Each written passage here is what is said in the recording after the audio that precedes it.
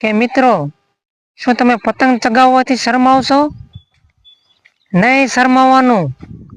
Viral માસે કહ્યું છે કે હું કામ શરમાવશો? શું 12 મહિનામાં 12 વખત ખેર આવે છે? નહીં ને? તો ચગાવો પતંગ ને મોજ કરો. કારણ કે 12 મહિનામાં એક જ વખત ખેર આવે છે, તો હું કામ શરમાવવું જોઈએ? તો માસીની આ વાત સાંભળી મેં પણ વાડીની અંદર પતંગ ચગાવવાનું શરૂ કરી દીધું. તમે જુઓ, આજુબાજુમાં કોઈ જગ્યાએ એક પણ પતંગ દેખાતી નથી. તો પણ મેં પણ શરમ છોડી અને પતંગ ચગાવવાનું શરૂ કરી દીધું. તો મિત્રો, તમે પણ પતંગ ચગાવવાનું શરૂ કરી દો, શરમાતા નહીં.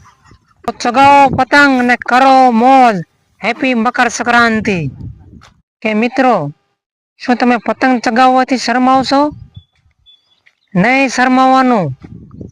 વાયરલ માસે કહ્યું છે કે હું કામ શરમાવશો?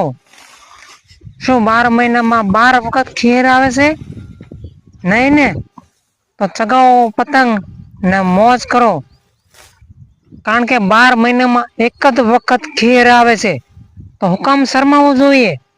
તો માસીની આ વાત સાંભળી મેં પણ વાડીની અંદર પતંગ ચગાવવાનું શરૂ કરી દીધું.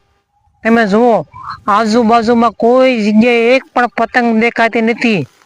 તો પણ મેં પણ શરમ છોડી અને પતંગ ચગાવવાનું શરૂ કરી દીધું.